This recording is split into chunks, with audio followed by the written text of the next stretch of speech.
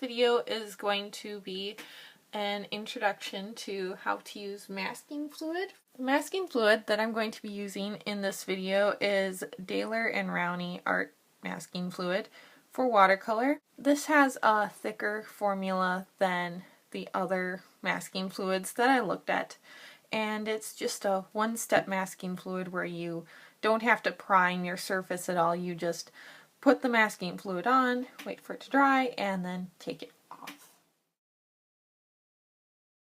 I'm going to tell you a couple of ways how to not use this masking fluid.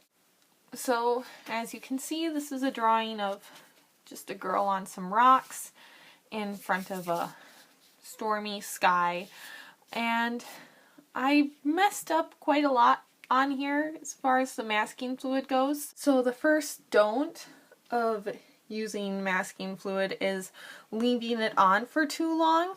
Anything more than 3 hours, your masking fluid is going to stain the paper, like you see right there and right here.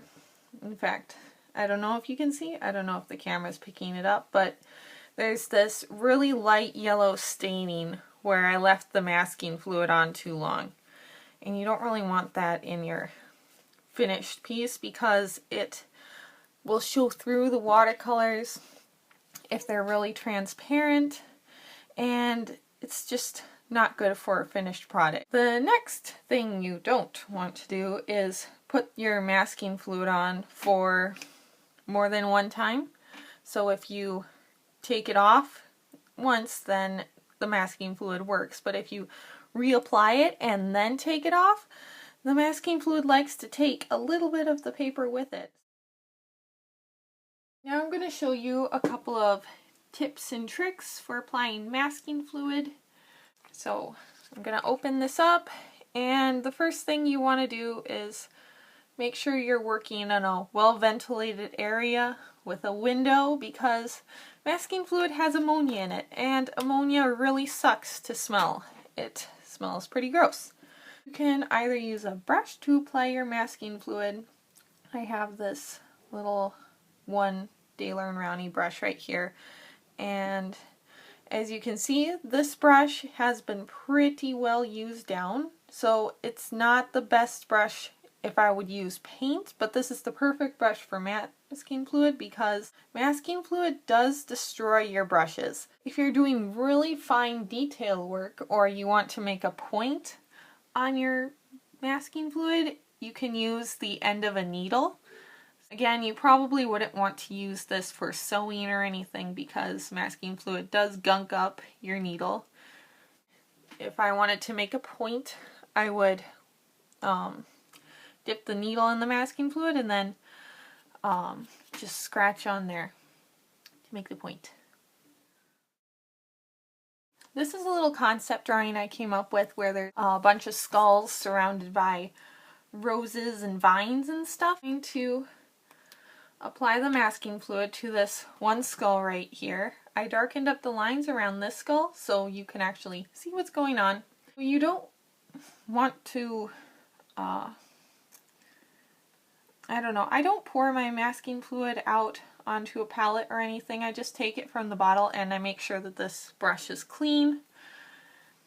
And so just start laying it down. Try to be as accurate as possible. And one thing I'm not doing is I'm not scrubbing it into the paper or blending it in. When this dries, it becomes like a gum, and you want to be able to take that gum off. And if you make the layer too thin, then it's not going to come all the way off. At least in my style of watercolor painting, I do the backgrounds first and then do the foreground. So I do the things in the back first, and that's why I'm covering up the vines that are in the foreground. Anything that's in front of this skull is going to be covered up.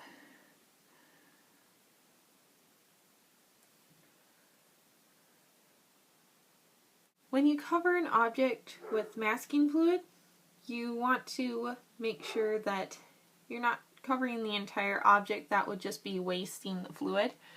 You just want to cover the edges of the object that are right next to it. So as you can see right here, I didn't cover up this entire rose. I just went along the rose's edges.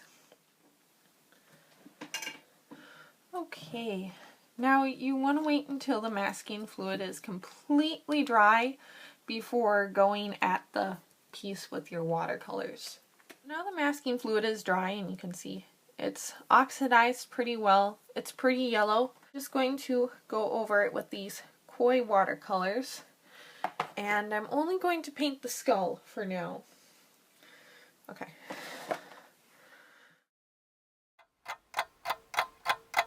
So the watercolor is completely dry now around the skull, and the next step that I'm going to do is take off the masking fluid. And I'm just going to start taking this off with... This is why you want your watercolors to be completely dry, because once I start moving around this masking fluid with my finger, some of the watercolors may come with it if they're a little bit wet.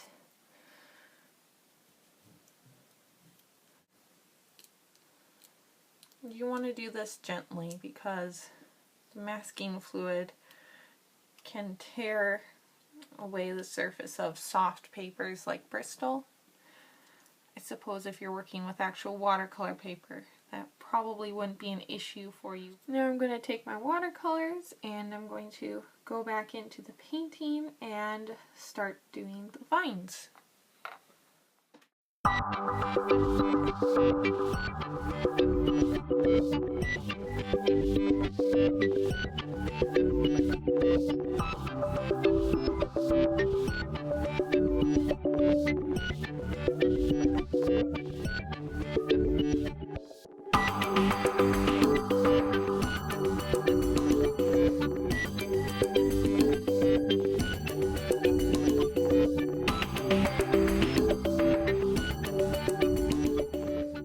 Now that the vines are done, you can see the finished product and how you get a very clear edge with this masking fluid.